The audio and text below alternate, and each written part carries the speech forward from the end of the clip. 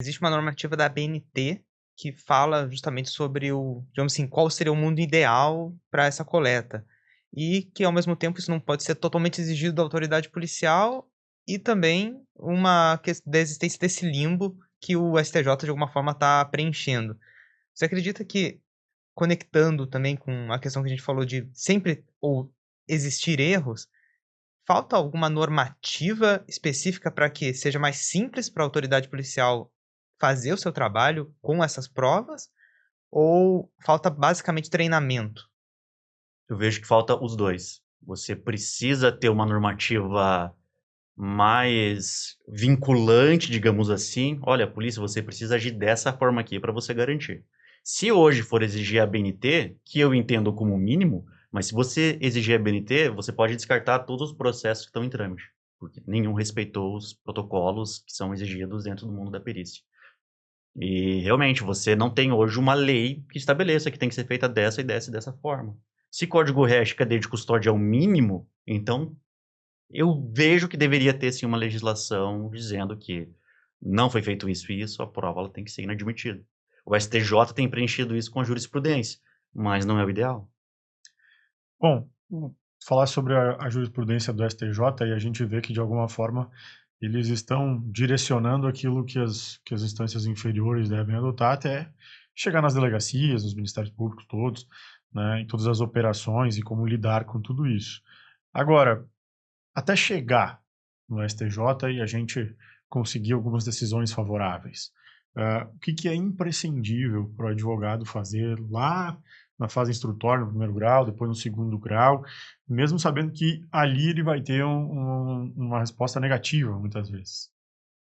O que acontece muitas vezes é, depois de uma sentença condenando o cliente, o advogado vem conversar comigo: "Cassiano, eu vi que você falou sobre código hash num podcast, enfim, algum evento. Eu tinha um cliente aqui que ele passou por essa situação e não tem código hash. Vamos agora levantar isso aqui em apelação?" Olha, já fica muito mais difícil de trabalhar. Hoje o STJ ele tem alguns precedentes de que, para você trazer essa discussão sobre quebra de cadeia de custódia, você precisa ter levantado isso durante a parte de audiência, durante a fase instrutória. Então, desde o começo do processo, peça integralidade, vai atrás de todas as cautelares, todas as quebras de sigilo. Quando chegou em audiência, né, se o Ministério Público arrolou os policiais, questione: "Olha, existe prova disso, existe a coleta disso, foi feito código hash, em que momento que foi feito código hash?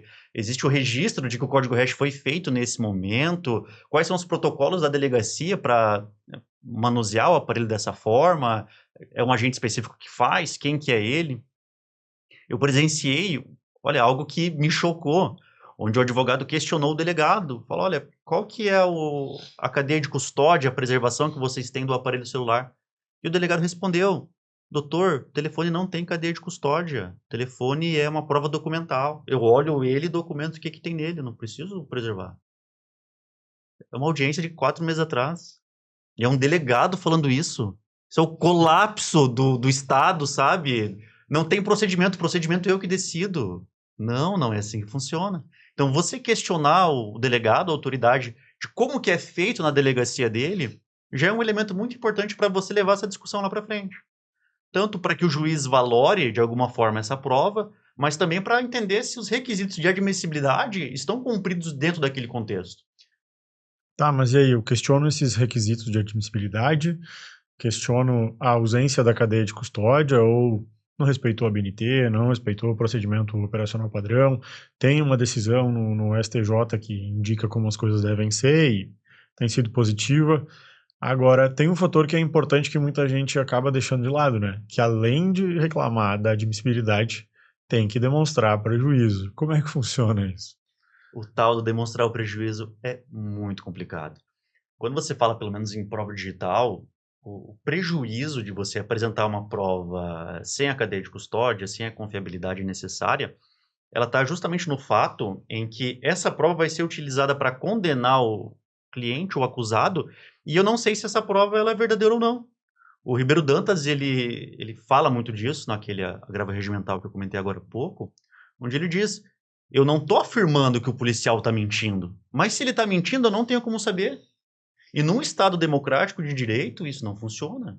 O Estado não pode se autoproclamar como o dono da verdade. A partir do momento que o Estado ele vai usar essa prova para me condenar, ele precisa demonstrar que essa prova tem os requisitos de confiabilidade. O que nós costumamos ver em algumas dessas decisões que veem que a prova ela não preencheu os requisitos de admissibilidade, ele entrega o processo para o juiz e fala: juiz, desconsiderando essa prova, você ainda consegue pronunciar? Você ainda consegue julgar ele como condenado? Então, eu vejo que o prejuízo está muito ligado a isso.